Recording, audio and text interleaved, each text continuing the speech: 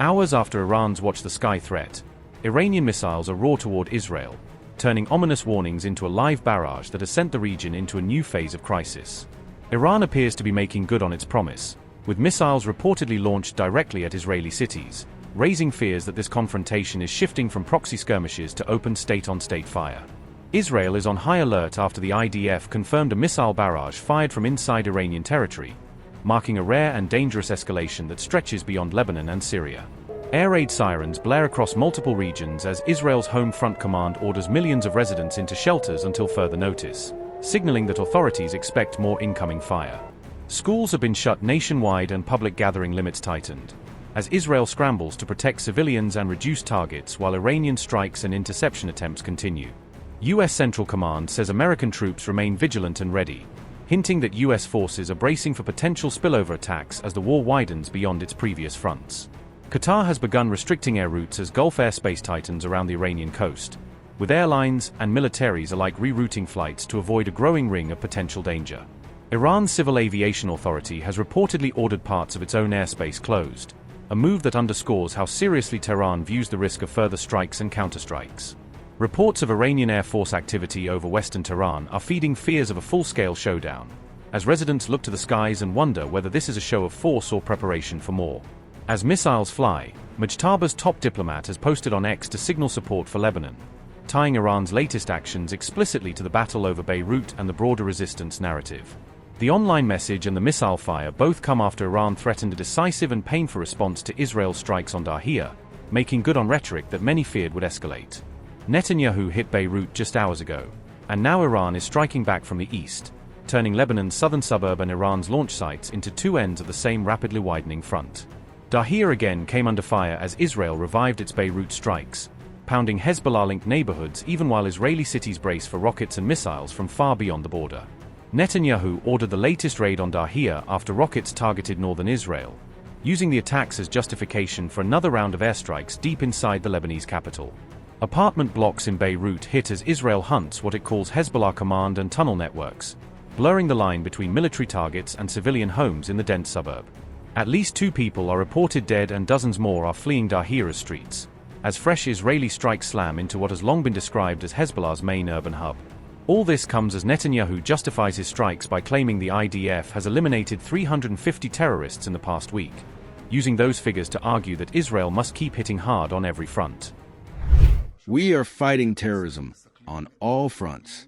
In Judea and Samaria and along the seam line, the IDF, the Shin Bet, and the Israel police thwart hundreds of attacks every year, though unfortunately not all of them.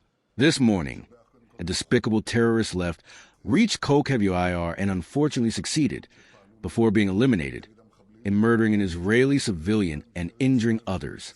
I first commend the local security response teams that acted immediately against the terrorists. I also commend the Israel police officers who eliminated the terrorist and apprehended his accomplice. In the Gaza Strip, we are tightening our grip on Hamas from all directions. We currently control more than 60% of the territory of the Strip, and soon we will reach 70%. We are not allowing them to rearm or harm us, and we are also eliminating their senior commanders.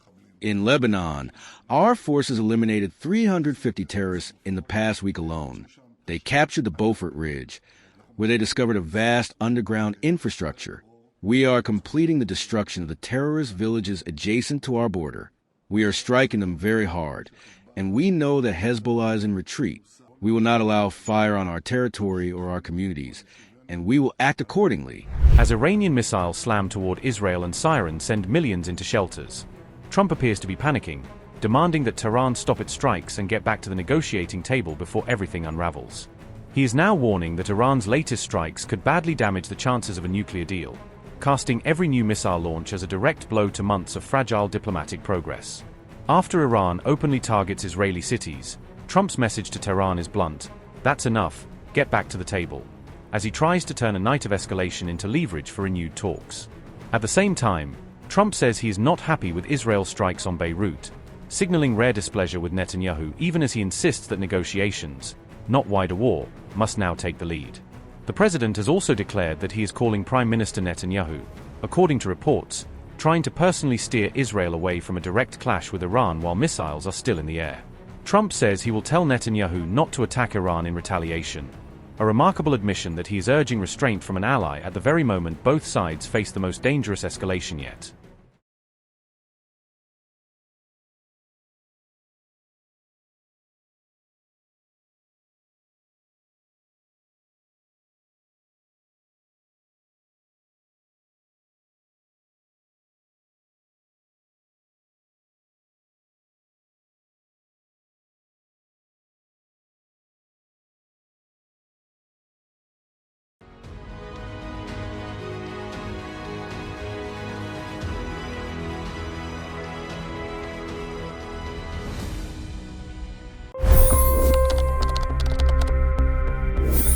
$25 crore गरीब गरीबी को परास्त करके बाहर निकले।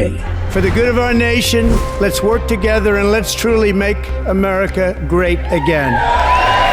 The fastest news breaks. Requested PM saying that look, you will have to speak to Putin and to Zelensky. The biggest news makers. The relationship with India is probably the most important bilateral relationship the U.S. will have for the rest of this century. The capital delivered quite an election result today. Expert analysis. The million-dollar question today is how to stop this dance of death. Ground reports. I'm standing at the crossroad of the Kumbh Mela. Behind me are more than 100 entry ghats.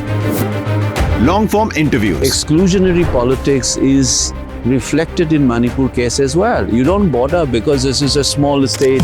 Deep dive into burning issues. It's often said DRC could be the richest country in the whole world. It's because of what sits underneath. Why exactly did the US topple the Sheikh Hasina government? HT videos. We don't just break news, we break it down.